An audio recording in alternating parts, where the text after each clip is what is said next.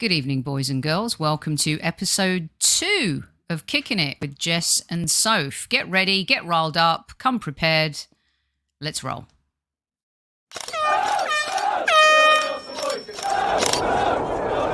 Mind the gap between the train and the platform. Please stand clear of the discussion doors. The next stop is Highbury Squad.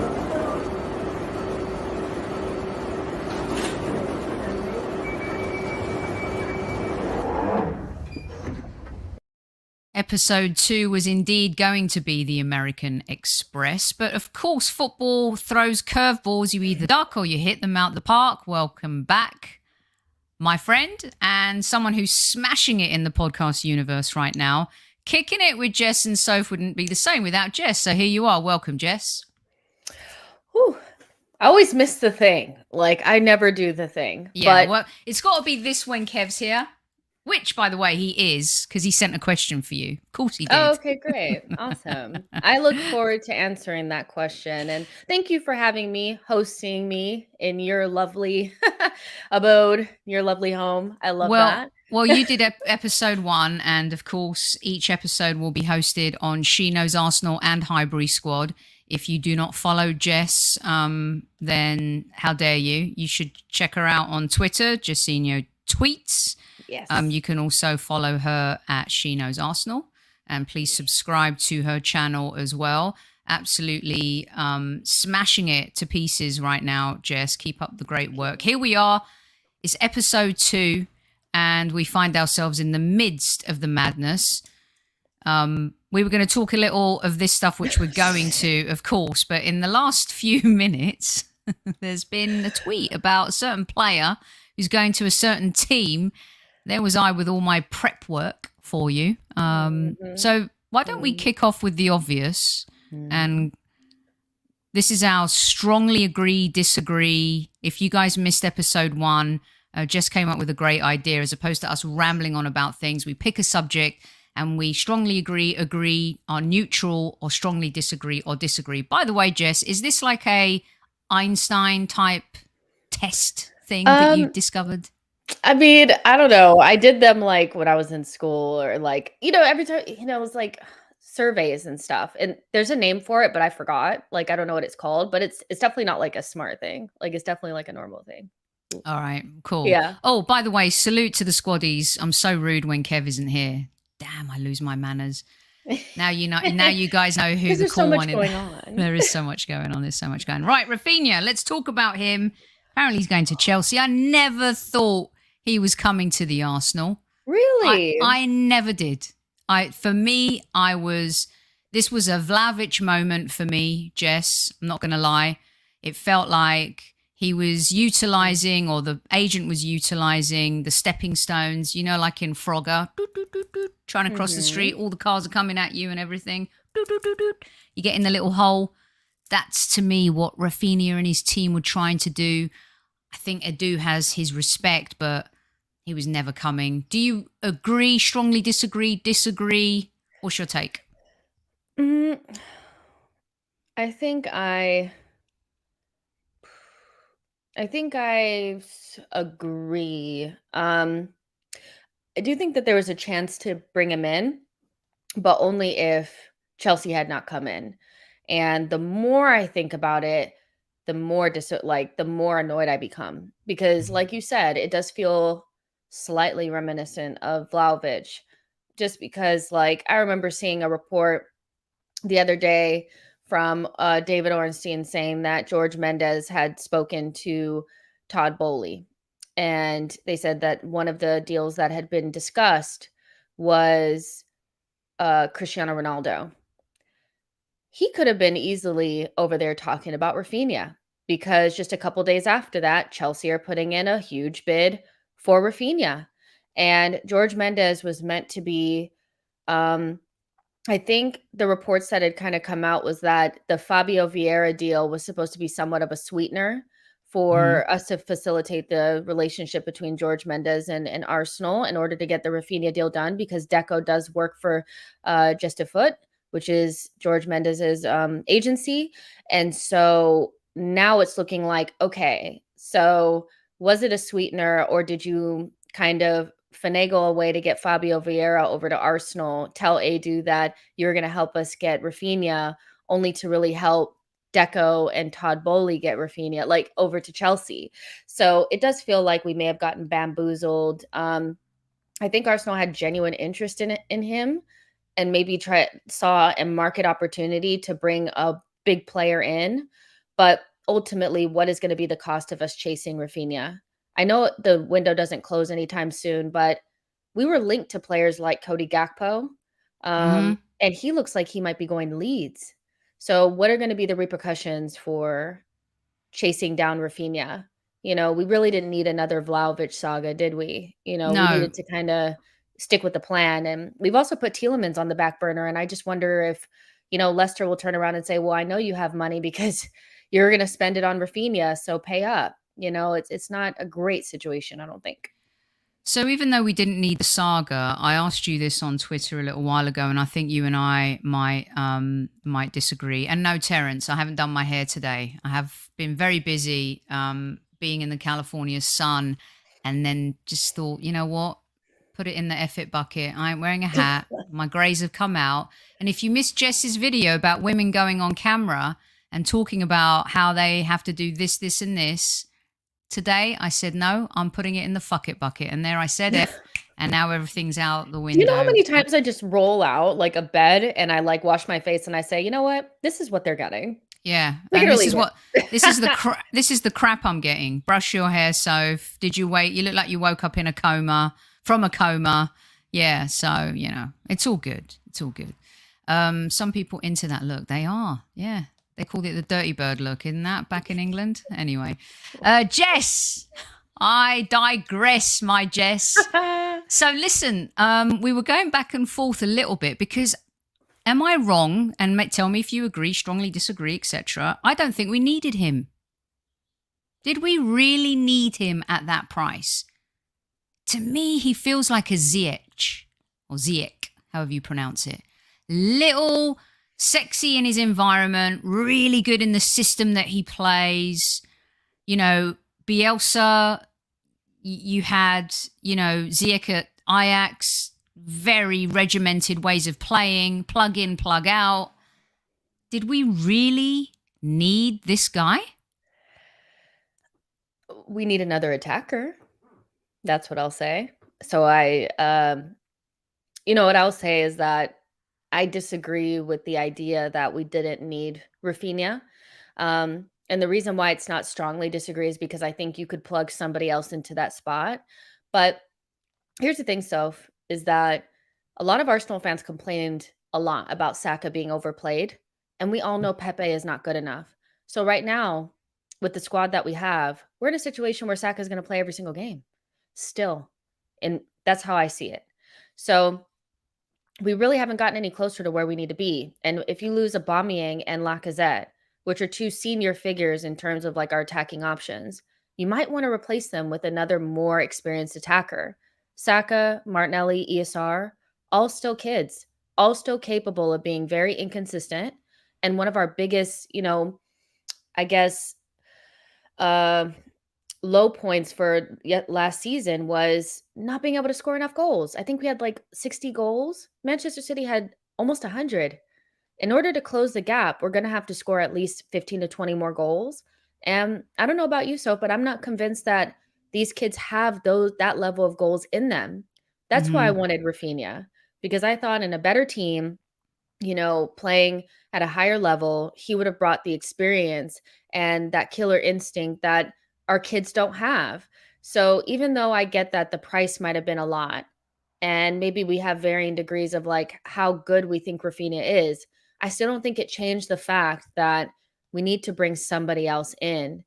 And I worry that maybe the club doesn't have a plan B, you know, and that's what we'll see over the next couple of weeks. Because what if it was go after Raphinha or get Tielemans, you know, or something like that? I think a lot of people are making an assumption around, oh, if we had the 50 million to spend on Raphinha, we can just swing it over. We also remember that Tielemans rumors went really, really quiet during the Raphinha negotiations.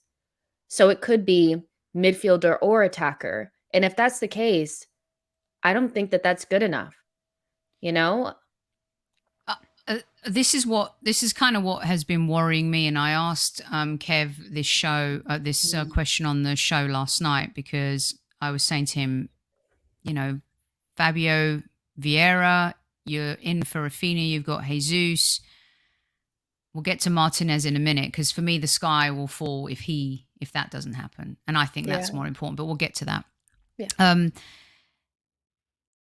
We know that the likes of Maitland-Niles, Reece Nelson, what's going to happen to these players, Torreira, that are coming back, Bellerin, we're trying to get them off, out, boom, boom, boom. They feel like they're in the basket before you check out at the supermarket, right?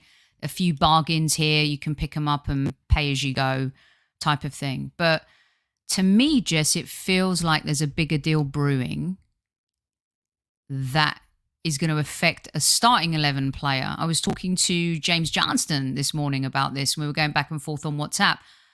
I feel like there's a big move coming that we're going to let someone go in order to bring these people in. And Mike did a really good show on the Gooners pod on the financial landscape of things, because a lot of people are asking, like, where's this money coming from Arsenal? And I urge you guys to watch that show, because it's really informative and very educational. But I think we're going to lose someone. And there's that domino effect, right? Now, De Ligt, I think, is expensive, but if he does go to Chelsea or he makes a move, are Juventus coming back in for Gabriel? Tierney, if Martinez happens, does that spell the end in the belief that he's the starter and we have total faith in him? Do we take the money from Newcastle? Do you agree, strongly disagree, neutral on this? Something's brewing where a major player will be leaving. Not the Torreiras, not the Maitland-Niles, but someone from that starting 11. Yeah, I actually disagree with this. And, my reasoning for that is because, if we go back and we say we're not talking about Raphinha anymore, which I do think Raphinha was potentially blocking a move for Tielemans. And the difference between the two are so much. Also, remember, Chelsea wanted to put a lot up front. That was a big part of why they've accelerated the deal so much, is because they're willing to pay a lot of that 60 million up front. Maybe Arsenal only had a certain amount to put down first, and that was what we could have used to get Tielemans. And that's why Tielemans got put on the back burner.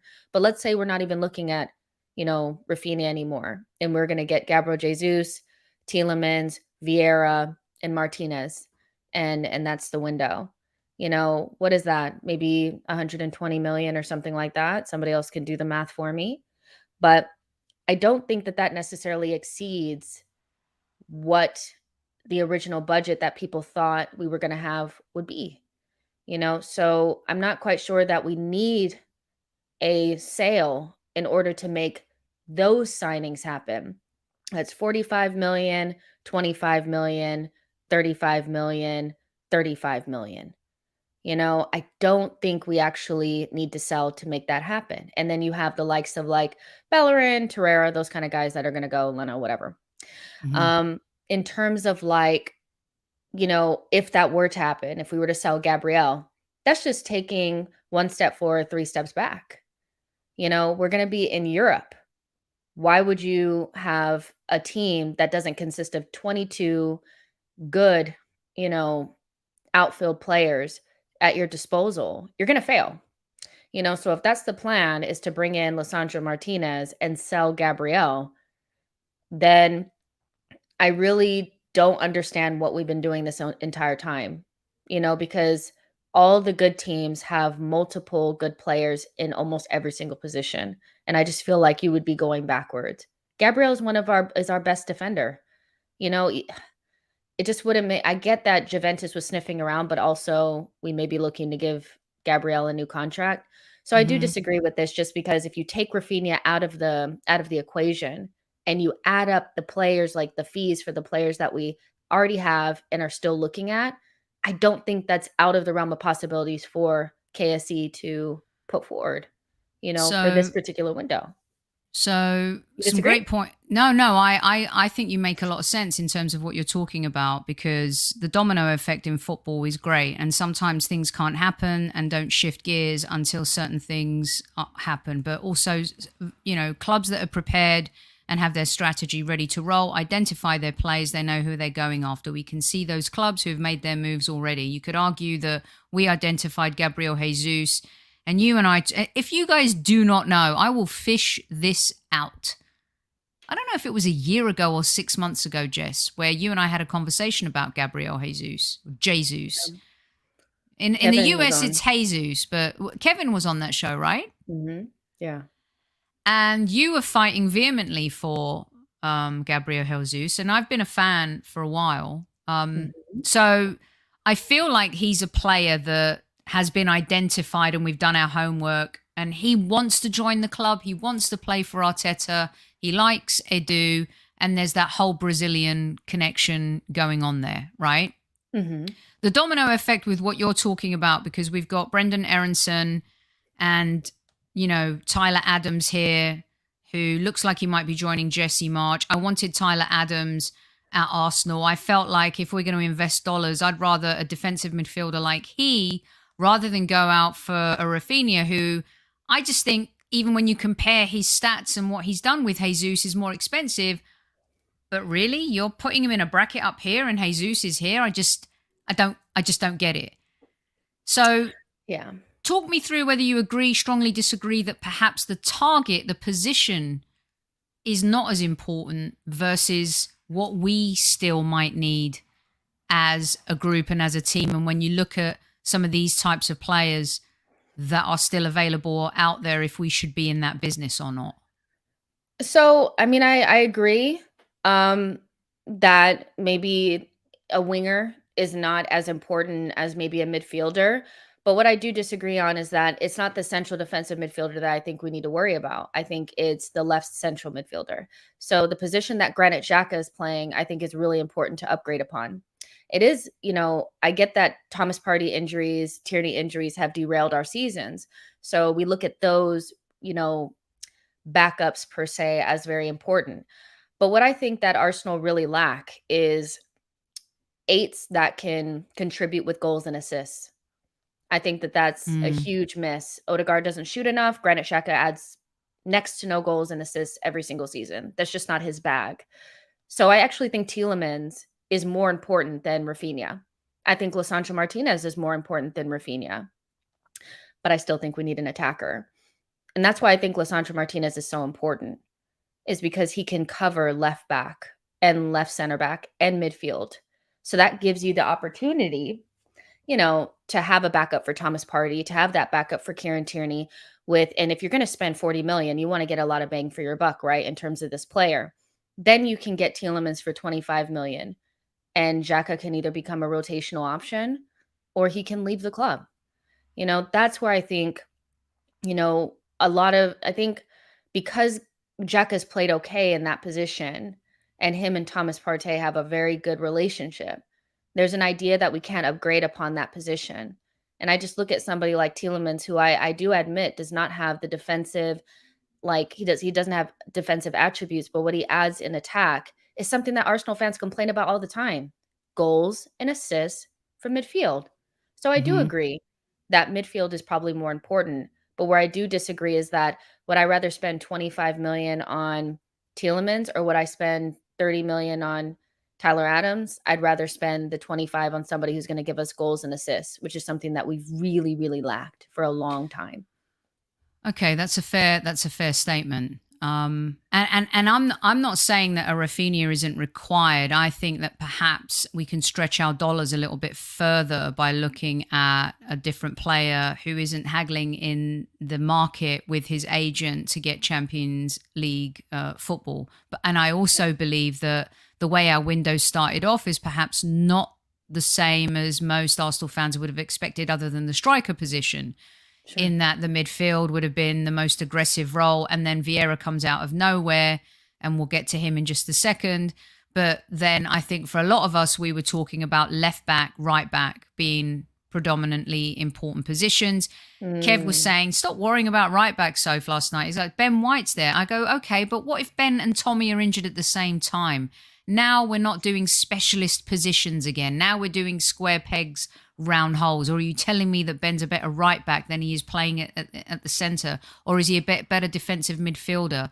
You know, Kieran Tierney's so injured all the time. Who's going to fit over there? You want to throw Tommy over there, then you've got to throw White on the right, and then what? You're going to bank on Holding being in the middle again? No. In a lot of Arsenal fans' eyes, Holding should be sold on if we can maximise that sale and that value, Jess, this off-season. So do you strongly agree, disagree, agree with me, or are neutral on enough of the square peg round holes? Let's get specialists in positions. Even though modern day football, we see versatility. We see a lot of, for example, the fellow we were just talking about, Martinez. He can come in, he can play on the left, he can play in the middle. He's very versatile, right? Ben White is versatile. I didn't like Phil Neville much as a player, but I liked his hybrid attitude at Man United. I felt like every team needs a Phil Neville, which is why I was always happy for Maitland-Niles to be in the team. Not because he's a great player, but he can fill holes. What is your take on having enough hole filling and more specialists? It's so funny because somebody asked me this the other day. I strongly disagree. I do. I think the specialist thing has been something that's killed us. You know, I think we've had very specific players that do very specific things. They can't play in more than one position. And so as things change, we can't expand or contract. We can't do anything different. You look at somebody like Aubameyang, very specialist striker, can't do more than just one thing. Like, he's very specific. You have to play a specific way. You can't maneuver. And when football changes, you actually have to get rid of the player, you know, because you can't use him in any different way. Xhaka is very similar. He's very one-dimensional. He really can't do much more than what he's doing right now. And so I think you actually need more all-around players. I think the game is moving towards more flexible players that can play in multiple positions, more just really good footballers, 11 really good footballers out there playing football, you know, doing their thing. And because of the way that we play, you know, where Arteta's trying to make us somewhat of like a mini city. If you look at Manchester City, what do they have? A bunch of players that can play all the same positions. Like, I think I disagree with the specialist thing, because you look at somebody like Jorginho, great player. People thought he was Ballon d'Or level. I disagree, but he was up there. He's so vanilla to me. Yeah, but he's also a specialist. He can only play in one way. And so at a certain point in time, Chelsea could barely use him. Couldn't do anything else. You know, they were very pigeonholed by the way that this player plays. So unless you expect to play the same way every single game, and you don't expect to have to move on from a player very quickly, I'd actually prefer you go with players that can do multiple things. So I like the versatility of the players that we're looking at. I don't necessarily feel like it's square pegs in round holes unless they cannot play those positions. Like, we were told Cedric could play left back. He can't, you know? You know what I mean? Like, you know, there's do you know what I'm saying? Like, there's one player that, like, you know, they tell you they can do something, but they can't. Like, somebody told me, okay, Ollie Watkins can play off of the left today. I was like, yeah, he can, but can he do it well? You know, I think that's the difference. Do we have players that can play in different positions? Thank you, because that is the difference. Yeah. Yeah, that's really what it is. So that's kind of where I'm at with that. Like, I don't like the square pegs and round holes. Like, there's some people that are like, put Ben White in midfield because he's a good footballer. Absolutely not. He's not that versatile. But is Lisandro Martinez that versatile? I think so, because he actually has played midfield pretty well. So that's kind of where I land with that.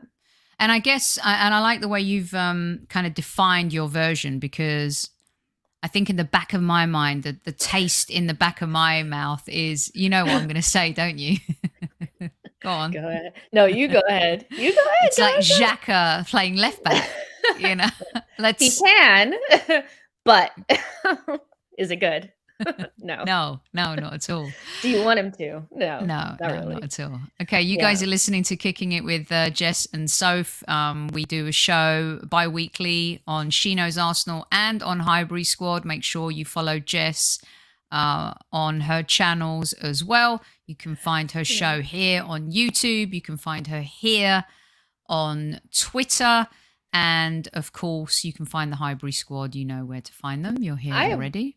I have one for you, by the way. I like this. Yeah, let's mix it up. Yeah, I just have to. I have to know this, like, I need to know where you stand on this, because I'm very bullish about this. I will not waver. So, do you agree, strongly disagree, whatever? This, the answers that you can have with the statement that Emile Smith-Rowe, Saka, Martinelli, Eddie Nketiah, Gabriel Jesus are going to be able to score the amount of goals that would take us into the top 4.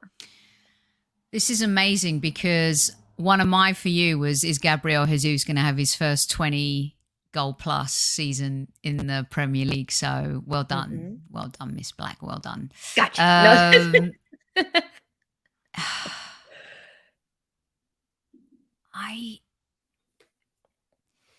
Okay, here's the scoop for me. I think that there's a misconception among some fans maybe about Jesus, and that's only because he sat behind Aguero for so long, right? Yeah. And it's like, I don't know, it's like Prince William and Prince Harry. One's going to be king. The other's going to, should actually find solace in the fact they can go off and do their own thing without the responsibility of being the king, right? And I think Jesus did that a little bit at City. When he came in, he did well. He actually scored more goals when he wasn't starting as a sub, but he still scored goals when he was a sub. I don't trust Emile Smith-Rowe for an entire season. There, I said it out loud. And I would say, when I asked you that question previously about the sacrifice, I think this next season is very important for Emile Smith-Rowe. And I think we get attached to our Hale End boys, and rightly we should, because they're jewels in the crown. Oh, here we go. They're jewels in the crown, and they have saved us in a time where senior players have not shown up. And it's been quite embarrassing, to be honest with you, that these 19, 20, 21-year-olds have been holding this team together for as long as they have. But I think he needs to show more this season. And I think he needs to stay fit.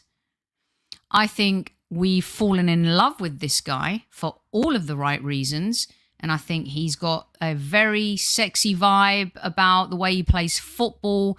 Not since Alexis Sanchez has there been a player who gets me on my feet than when Martinelli plays. I love him, but he's got to score more goals.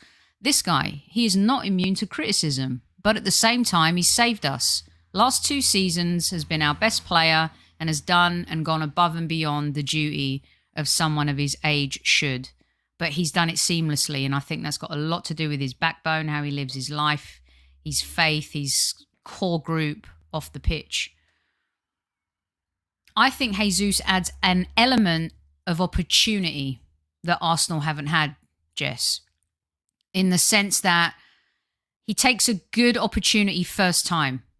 Lacazette had to have 2 or 3. Even Aubameyang had to have 2 or 3. What Arsenal haven't had in a long time is a striker or someone up front who can take a chance first time and score. And I think Jesus is a little bit more of that. So I think that's going to make Odegaard look better. I think that's going to make Saka look better. I think that's going to make Martinelli look better when everything comes together and there's interplay. But I listen to what you're saying and I can't help but think, is there still a piece of the jigsaw puzzle missing? And I get that's where you're saying with Raphinha, but for me, is he as prolific enough? Can he come in and have a massive impact? Yes, but he gives me the feeling. You know what I mean?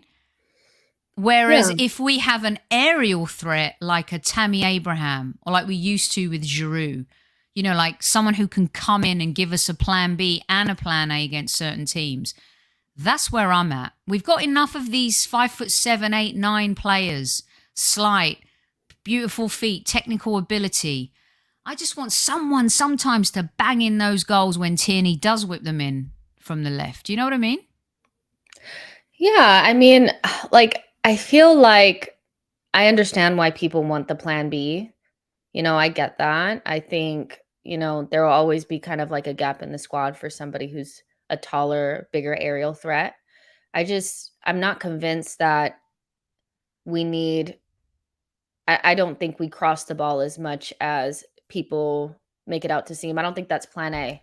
I think I plan think we A did is the last cutbacks. season. Not as much this season, but we Yeah. definitely did last season under Tierney. Yeah, and let me just I think that, with Lisandro Martinez, I see an inverted left back. I'm not sure we're gonna see a lot of the bombing forward from our fullbacks that people think, because Tierney was like our only outlet that season. That season, he was our creative option, and we don't really do that much anymore. So I guess I just feel like I just want to see more goals, and because I have this overwhelming feeling of Gabriel Jesus starting through the middle because that's what we promised him. That's why he's coming to Arsenal, is to play through the middle and be number one. That the option is to bring in a winger, not another central striker, because at that point you haven't improved the wings and you have the same problem that you had last season. If Saka gets injured or he's played too much, we're relying upon the likes of Martinelli and Emil Smith Rowe to carry us. And so that's why I opted for the winger. I think I don't care what side they play on. Those boys have got to have some competition for their places. They are just too young and raw for me, to be relying upon our entire season. So who's your that's guy, Jess? Who's the one that maybe you've identified before the start of the season or during the transfer window in terms of coming? Was Raphinha your guy? Did you have someone else in mind? Yeah, so it wasn't even Raphinha. Like, and that's the thing about the Raphinha part of it, is that like none of us really thought we were going to be in for Yeah, I Raphinha. agree with Like, that. so you kind of have to let that go and say like, okay, well, who was I looking at before that? And Cody Gakpo was somebody that I was looking at, who's now being linked with Leeds. And I think if we had any sense about us, we would slap Leeds across the face with a big bid to PSV for him and take him and leave them with nobody. That's what I would do. Because, I don't think we're going to be shopping in the Nabry pile. No. I don't. I don't think that's where we're at. I think the Raphinha situation has shown us that much. We're not going to be shopping there. So the next thing has to be like, and Keenan has said it, like, on the last stream that I did, talking about Cody Gakpo and stuff like that. My only thing about that is that we're back into the Project Youth, because Cody Gakpo is Yeah. 23, but he's coming from the Dutch league. So you almost have to take like a year or so off of him because that league is so weak. He scored 15 to 16 goals. He has like 15 or 16 assists. He was named the best player in the Dutch league. So for context, Manchester United are going to go after Anthony. Anthony is going to cost them 70, but Yeah. he has half the amount of goals that Cody Gakpo has. He's way better than him. So I think that's somebody that we've been linked to, that I was looking at, because I also thought that left wing may have been more important, because I don't trust Martinelli or Emil Smith Rowe. I actually trust Saka a little bit more. So that's somebody that I would go after. And then if we wanted to ditch Project Youth, which is actually my main thing, is making sure we have experience, I actually would probably go after Leandro Trossard from Brighton. Yeah, good player. Goals, Premier League experience. Premier League experience. You can get him for about 15 million. He has 1 year left on his deal. You add him with Tielemans and Lisandro Martinez. And of course, it's not the blockbuster window that everybody was looking for, but you kind of hit the mark. So that's what I would go for. But, I don't know what Arsenal are looking at. I've seen Asensio rumors. That feels like Arteta. Feels like 2 years ago. That feels like a 2 years ago signing. Like it. Yeah. So, and also he plays off of the right and he's left footed. So that would, if that was the plan, you would think we'd go after something similar. Right. But do you have any ideas of like what you would do, or are you kind of like just whatever? Yeah. I mean, I guess for me, I was less focused on the wide positions. Should have been more yes, the center was completely dominating my thought, and in my mind I thought the perfection of up front would be bring in a Gabriel Jesus. Look, when you train with those players week in, week out, when you've played at the level he has, when you're Brazil's number 9, when you have been coached by Pep, when you've been in that environment, he's going to bring something unique to Arsenal, right? Now, his Brazilian teammates have the same experience at international level. But if you look at Arsenal on paper, You got Partey, who's been coached by Simeone, a no-nonsense manager, right? You have Jesus now, who's been managed by Pep Guardiola. Martinelli, Smith Rowe, Saka, they're still kids, although Saka, I think, is a little bit more mature at that level. You've got Ramsdale, who's come in relegated twice, has done a decent job. You've got Ben White, who's come up from Leeds United in the Championship, played for Brighton under Potter. You know, Gabriel's come from France. Tomiyasu has come from Italy. You got Tierney, who's played at Champions League level, but for Celtic. You got Xhaka, who's the captain of Switzerland and had a really great Euros, you know, last year. Aubameyang was, Lacazette was, you know, they're gone now, they're out. And so, as excited as I get, and then I stop and I think, I'm like, wow, we're still really a thin team, a thin squad with, you know, I've seen it before. Like, this is why I say Smith Rowe has to step up this season. Martinelli has to play better this season. Saka has to score more goals this season. What are you going to see this coming season from Xhaka that you haven't already? Is he really the answer? Can Thomas Partey stay fit? Is Tomiyasu going to have calf problems? Is Tierney going to be another Jack Wilshere? Like, so when I start getting excited about the fact that we've signed Jesus, I sit back and I think, this has got a ways to go yet, Jess. Yeah. I mean, we're not really that close. Like, I know it feels like it because we finished in 5th, but like, if you just look at, like, and I hate to say it, but look over there to Spurs. They're looking at the backups for the starters. That's what they're looking to bring in. And they're looking to spend an insane amount of money on Richarlison to back up Kulusevski and Son. We haven't even finished the first 11. We haven't even gotten there yet. So we are a ways away. And that's why I feel like this is so important to bring in players that can play in multiple positions so that we can get, if we're going to have to spend 40 million on a backup left back, he needs to be able to, or center back, he needs to be able to play more than one position and well, because we're still not going to have the type of strength and depth that I think we should have at this point, you know, because we've thinned out the squad. But, you know, I just looked at a report that said that now that, and this is coming from the Times, now that, you know, Manchester United have signed De Jong and Malacia, they're going to turn their attention to Lisandro Martinez. Of course they are. So, you know, these are like our number one priority signings, and we haven't wrapped them up yet. And it could just be Ajax, you know, holding us hostage, making sure there's a bid there so that they can get the most that they possibly can for Ten Hag, you know. So we have a ways to go, and this window is where, you know, it's amazing how things can look so bright and then a minute later they can look so dark. You know, I saw a lot of praise for Adu over the last couple of days.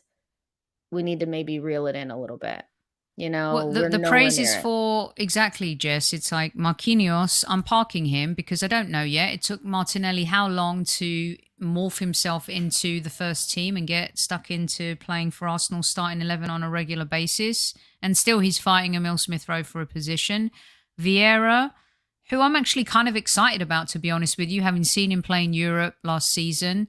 He and Luis Diaz were, you know, quite the pair for a while at Porto, Jess, and I think that he can disrupt a little bit and make people feel uncomfortable, which is what we want for competition and places. Technically, I think he's exquisite. But would you agree with me, strongly disagree, or be neutral on the fact that if there's one player we miss out on this season for you to burn things to the ground, everybody, is it this guy? For me, it's this guy. Yeah. For me, this is a difference make. When people talk about Gabriel Jesus comes in immediately, makes a difference. For me, this guy comes in day one, makes a difference. I would put my eggs in that basket right now. Do you agree or not? Yeah, I mean, I do agree. I agree that I think Lisandro Martinez is one of the most important signings. He's been said to be a priority, and I expect us to get our priority signings. Gabriel Jesus was a priority. They said we've been working on Lisandro Martinez since April. you know so that being the case, I just want to put it out there that, like, Ten Hag and Manchester United didn't start caring about Lisandro Martinez until it looked like they weren't going to get Yuri and Timber. So if we miss out on it now, and we've been speaking about him or speaking to him since April, that is shocking, because basically what they're saying is, you know what, you weren't even our first choice. We were actually looking for somebody on the other side, but we'll take you along with us. And we've already put in a bid. So I am worried that, maybe we'll miss out on him. But the reason why I think he's so important is because he covers at a high level the positions that have derailed our season, which are CDM and left back. And Gabriel's also going to need backup. And what he can do on the ball is superior to what Tierney and Gabriel can do in that left, back area. So, yeah, I think Lisandro Martinez is that. But I would say that that's coupled with the Tielemans situation as well. I am one of those that just feel like, had we had gotten Raphinha and Lisandro Martinez and the window closed just like that, I would still be very, like, disappointed that we didn't address midfield, because I don't think we ever really do. I think we just kind of say, oh, this is good enough. Xhaka and El Neni will be fine. Xhaka and El Neni haven't been fine for years, so yeah, it's the two coupled together. But if we miss out on Lisandro Martinez and we have to miss out on him to another rival, I just think I'll be like, just wake me up when we start the season, because I don't want to see what our second options are, to be honest. But I mean, why do you think Lisandro Martinez is such an important signing? Because of the reason why I asked you the two questions previous. Specialists, but then understanding there are certain footballers that can play multiple roles, but actually do them well, which results in not being square peg, round hole, square peg. I think he brings a versatility. I think his passing is sublime. He has a sweeping pass that I used to love. I always wanted Xabi Alonso at Arsenal, because I felt like with our forward line and our runners and our creativity and the way we would drag and open up spaces, like an Alonso back then would have been just perfection. Okay, we ended up with Santi at one point, but I think that he opens the game up. And what we don't have, and I think you can tell me if I'm being harsh, as good as Odegaard has been, and I think he's much better in short passing spurts versus long passing, and maybe that's because of the level of the field that he plays in, Jess, and again, correct me if I'm wrong, but I think we've missed that sweeping passer. Ben White, who I think's been underappreciated for some of that he's done this season, is one of the few in this particular team that can do it. Tomiyasu, as good as he is on the right, I think is much more of a bulldozer than a passer. Kieran Tierney, I think, is a passer, runner, crosser. So that's why I feel like this guy, with the talent we have and the runners we have and the pace that we have and the way we can open up channels, I feel like is that missing ingredient where, boom, before you know it, holy crap, the ball's out there and he's seen the play. I think we've lacked creativity for a long time. I think we view some of our players as creative, but they're not. Emile Smith-Rowe is not creative, and neither is Martinelli. I don't even think Saka is particularly creative. We've seen what creative players look like in the past. Cesc Fabregas, Santi Cazorla, these types of players are creative. They can think beyond, Ozil as well. They can think beyond the patterns of play. They can get the ball in the midfield and make something happen beyond what we've practiced in our little patterns. And Xhaka can't do it. El Neni can't do it. Thomas Partey can do it to an extent, but when we talk about creativity, we need somebody that can kind of orchestrate. And so I think Lisandro Martinez gives you that, as well as Tielemans. I know people aren't high on him, but you add those two into your team and you can pick open locks. And Odegaard, he has some vision and creativity, but, that's not enough. So I'm looking for us to up the creativity in the team, up the technical quality in the team. And you can't just have, that's the thing with Tierney as well, is like he's a like a power and pace type of player, a push it by you type guy. But like he's not going to find a pinpoint pass from, the center circle right onto Saka's toe. Like, he's not going to be able to do that. So we have limits to what we can do because the creativity is not there. And so I do think bringing in the two of Lisandro, Martinez, and Tielemans could help us. But they need to get a move on it. They need to get a move on it because, and that would be a real shame because I think Martinez would play a lot of minutes for us, but I don't think that he would match, or play a lot of matches for Manchester United. I think he'd sit a lot, so hopefully that goes into his thought process because he's not getting in above Maguire. I know Maguire's not great, but like, they're not going to sit Maguire. Yeah, I guess just though that's a comfort value, right? It's teaming up with Ten Hag, like Jesus wants to team up with Mikel Arteta, like there's a comfort zone. And speaking of starting games and not, we got 15 minutes left here on the show, you guys. We've got a couple more bits to get through. Hopefully we'll squeeze in some questions for you as well. Kicking it with Jess and Soph, episode 2 right here. So Zach Steffen, talking about the American Express, looks like Zach Steffen is off at Manchester City. Of course, they signed, is it Pope, right, Jess, that they signed? Nick Pope? Or was that, he went to Newcastle, Nick Pope? Yeah, I forget who they brought in. It's somebody that I've never seen before, but yeah. And then, of course, Turner signs for us, who has kept Zach Steffen out of the US men's national team.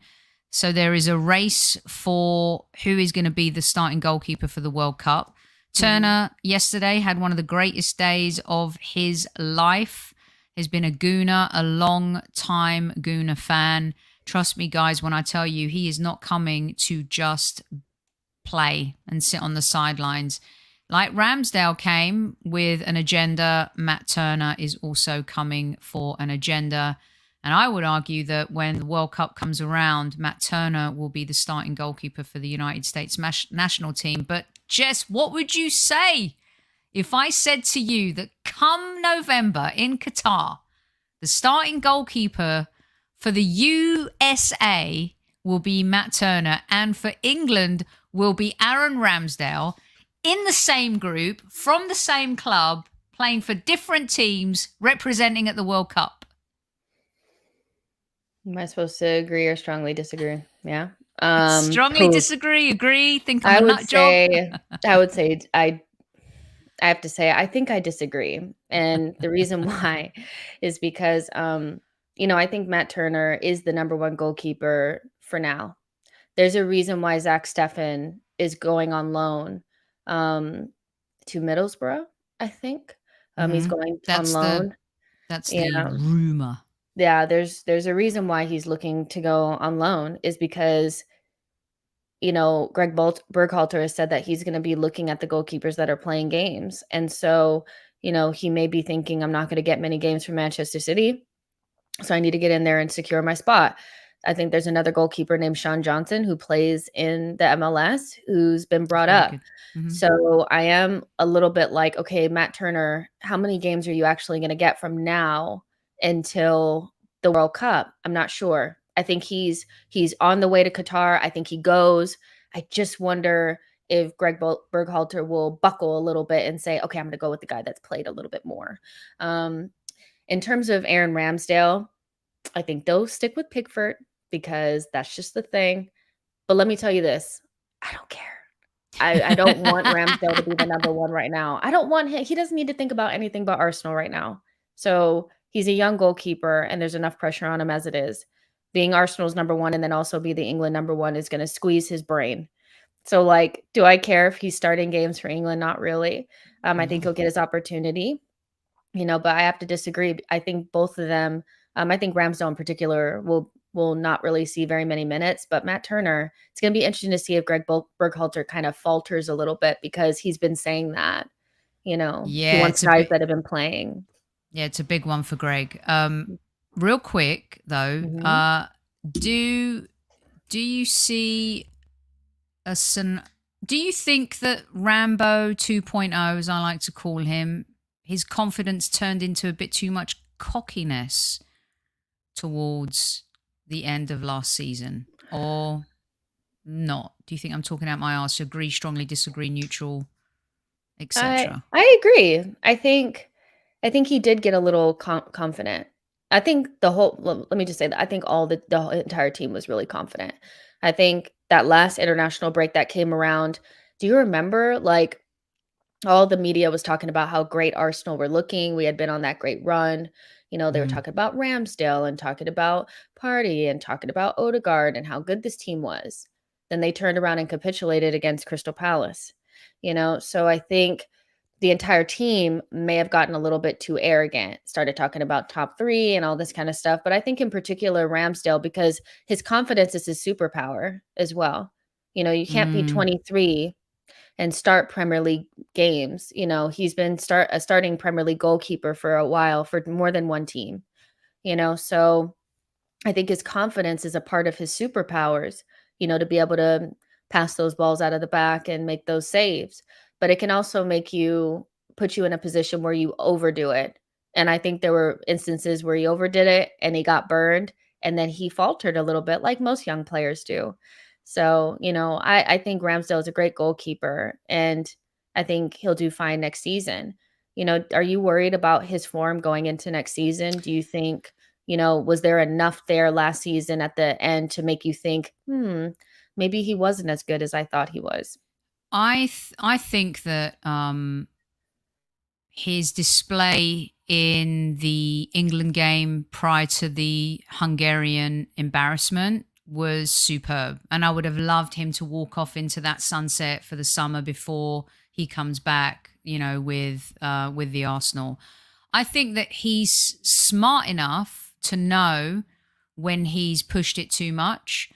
I feel like we have a lot of young players, Jess, but they're young players who are mature, but there's still a naivety to them. So you can sit at a table with someone and be mature and be like 21 or 22, 19, whatever. But there are times in life when you're presented with scenarios, adversity, challenges, where your naivety comes out and your bravado. It's that invincibility feeling. I'm young, I can do anything, I can beat anyone.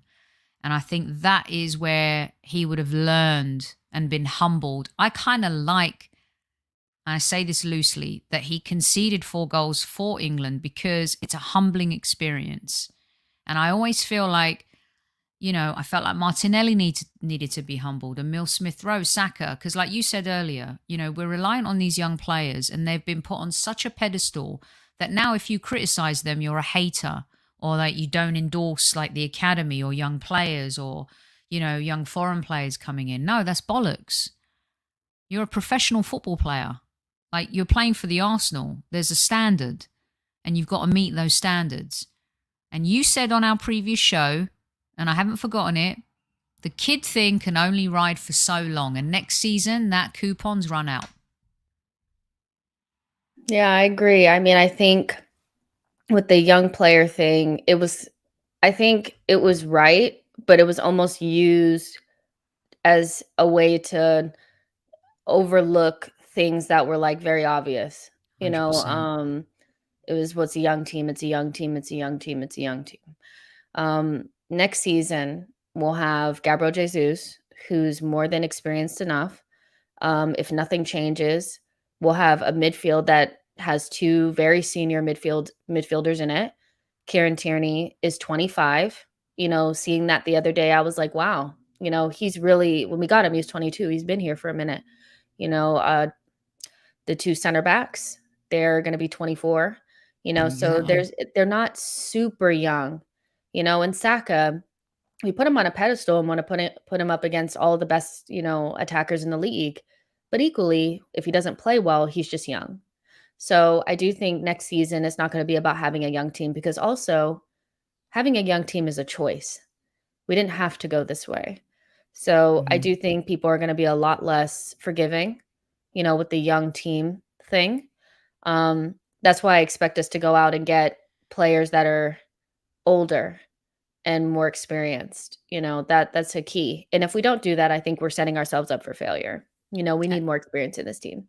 And last season, Jess, Edu promised that in his presser not Presser, his Yeah. interview with Sky, where he said we're starting off with youth and we're going to build on that and bring in world-class players. Well, is Jesus a world-class player? Some would argue yes. He's the number 9 for Brazil. He's won pretty much everything at Manchester City. I don't see the world-class players surrounding this team yet. And Europa League's not chump change anymore. There are a lot of players that do still want to play in Europe, but that Champions League spot costs you the difference between world-class and class.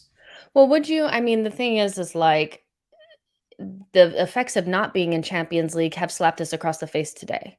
I think if you're in Champions League, you have a much easier time getting Raphinha to come over to Arsenal.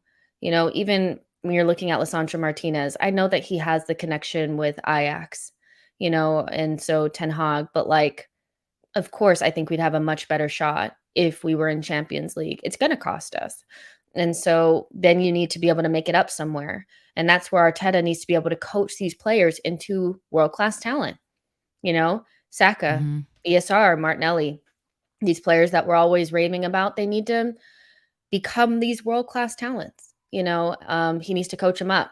You can't have not making Champions League, but then also not making up for it in some way. So they have their work cut out for them. Yeah, this evening or this afternoon has been one of those where you're right back down to reality. You didn't make Champions League. It's Europa League. It's Arsenal. You just need to hold your horses. So, yeah. Yeah. And you and I are going to have the opportunity to talk a little bit more about all of that and how the transfer road, the yellow brick road is rolling out, and if there'll be happiness, and we'll find the wizard at the end of it. But we shall see. I have a horrible feeling in my little swirly mind here, not because of anything anyone's told me. We'll be lucky if we sign another player in this window. One more player. Oh, just one more? Kev actually said, and I was shocked because he's always been a defender of Arteta, Edu, and of course the club. But when I asked him, he said they will do the bare minimum. And I was shocked when he said that because he's always the optimist. And I thought to myself, well, we didn't go through that January culling, reducing salaries and, not going and throwing the kitchen sink at the Champions League to just, get one or two players. This is what worries me, Jess, about Nketiah. That's it now. That's it for up front. That's it. They didn't get Raphinha. If we win the FA Cup, this is a team that can challenge for the Premier League. We're good with what we've got, right? If that's the case, then just don't talk to us about trying to get to the top ever again. I think the thing is about Arsenal is there's a lot of talking, but we don't see actions that really back it up. And yeah, Edu said be excited, should be excited. We'll have some more da-da-da-das. But I don't think it'll just be one more player. I just have a feeling we're going to lose out on more than one of the targets that we've been talking about. And then we have to see what they have beyond that. I'm sorry. I'm not trying to depress everyone. Everyone's shut up. Let me just say that I think, we got Vieira, we got Gabriel Jesus. Like him. Tielemans has been sitting around at Leicester waiting for us to pay the 25 million.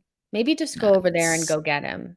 I just don't see that happening. That would have happened. I don't see what. Well, we were going after Raphinha. That's the thing. It's like now I think, the whole we're trying to push through the Raphinha deal and focus on other things because we were well on our way to getting Tielemans until that. So I think the money that we were going to use for Tielemans, we decided to try to use it for Raphinha. It's backfired, because Ornstein and them were saying, okay, maybe we have to sell a player now. No, go get the midfielder, take care of that. We need one. These were our number one targets. You have to go for it. But I think there'll be more twists and turns. We'll just see how Arsenal deals with it. Every window is kind of like this. We do some good and some bad. Totally. We get some things and we don't get others. Okay, cool. So we're up to the hour. That's pretty much all the time we have. There's still 500 of you in live chat. So we're going to do something fun because Jess and I live in Southern California. Some of us still for now, but you know what I'm saying. You know, some of us are for here. now. Yeah. So I was at the game at the weekend, and of course, Jess is LAFC, and I'm a little bit more LA Galaxy, and that's because I've lived here for so long, and LAFC just came about a few years ago. We're Man City, you're Man United. Basically. Yeah, exactly. Noisy neighbors is what you are. Yeah, exactly. I had my little, fight with Max while I was there at the weekend. This guy is in LA. Jess, what is your take on this? Arsenal fans, please hold your horses. We do have a lot of listeners in the United States as well, and this is a very important question because I'm going to say that a lot of this is to do with marketing. Look at this guy scoring that overhead kick in the Champions League final. Look at him bringing all of his trophies to Los Angeles. Still, LAFC have not won the big one. Is it LAFC, Wales, and golf in that order, Jess? They're buzzing over there. They're buzzing. Yeah, I mean, I think, yes. Let's keep it real. Like, Gareth Bale is going to come and make a lot of money, play a lot of golf, have a lot of fun, and show up to games and entertain the crap out of us. That's what this is. And I love it. Look, like, LA is for the stars. Like, we've spoken about that before. And the MLS like to make big signings like this because it helps. It helps the visibility of the MLS. So I do think that this is the type of signing that LAFC fans will love. It'll get more eyes on the MLS. A lot of Welsh people have already decided to become LAFC fans, which is great. They were all on the presser the other day, Jess. You should. Yeah, I was sitting there with Max, and it's like BBC Wales. My Welsh accent sucks, but yeah, they're all in there. People are paying attention, and I mean, hold that, Cardiff, hold that, because they thought they were gonna get Gareth Bale, but I mean, we're cooking. I mean, Brian Rodriguez, Vela, Bale. Chiellini, we're not looking too bad, and we still have another DP spot to fill up. So yeah, I'm excited about it. I can be excited because he's been so far removed from Spurs at this point that I don't have to pretend like I'm upset. I do. You know what? I actually do too, because there's certain talent that come. I mean, I hated it when Robbie Keane arrived at LA Galaxy. I mean, that was not far removed. Whereas I think Bale is far removed because for me, his history is with Real Madrid, not not them. I can't even say the word, not them. And John Thorrington, actually, he was asked that question. I think someone from ESPN anyway asked him, but they're not adverse to not filling that DP slot. So yeah. For all of our US Arsenal America fans and those especially who love seeing the game grow as madly as it is here, this is a really big move. And hopefully, he'll do well because it helps. We've seen some great players come and play here. I've had the pleasure of seeing and covering David Villa and Pirlo and Lampard and Gerrard and Beckham and Zlatan, and Insigne is in Toronto now. He's only 30. We're seeing more prime age players move here. And if you haven't read the book Soccernomics by Simon Cooper, I urge all of you to do so. I don't think he was wrong about the US being an emerging market in football and growing, and it's still doing that. And LAFC, to give them credit, have done a phenomenal marketing job. If there's a team in the league who aces marketing, it is LAFC. They've done it brilliantly. Dare I say Arsenal's third kit looks a little LAFC-ish. I mean, they look good. I can't lie. But yeah, LAFC doing things and, doing well. Like, maybe Bale will help us be able to beat the Galaxy. Listen to Jess saying us. I love it. Yeah. I love it. I love it too. All right, this has been an epic show. We hope you've enjoyed it as much as we have. Hate to leave all those hundreds of you in live chat right now. But Jess, your closing statement for episode 2 of Kickin' It. What would you like the troops to know? The Arsenal Nation. Let's just try not to melt down. Let's not the sky fall. It's not falling. It's not even July 4 yet. The fireworks haven't even gone off. We still have until September 1. What is your leave behind pamphlet for the Gooner Nation? You set me up to say something good. So I guess what I'll say is that, like, the transfer window is twists and turns. You know, you just never know what's going to happen. Started off, you know, pretty well, and now we don't know where we're going to go, but I think we just have to wait it out and just see what's going to happen. I think Gabriel Jesus is a brilliant signing, and I think Vieira has a lot to give. So, and let's not forget, we have some very talented players in the team already. We do have to add to it. So now there's more pressure on Adu and Arteta and, you know, Vinay and Tim Lewis to get this stuff done.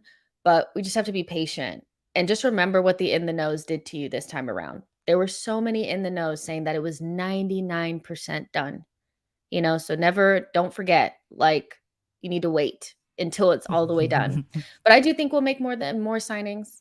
I don't know who they'll be, but I'm cautiously optimistic, you know. That's what I got. Love it. Cautiously optimistic from Jess. Let everyone know where they can find you. I've been putting it here, but give it to them straight verbally.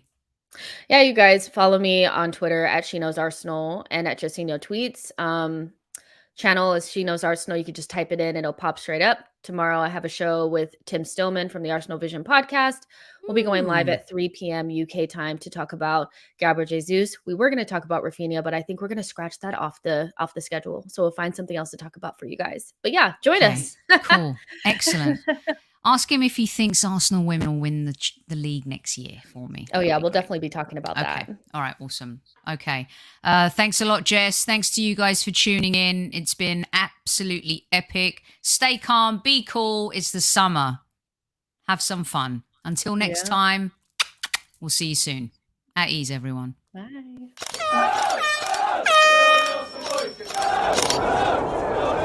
Mind the gap between the train and the platform. Please stand clear of the discussion doors.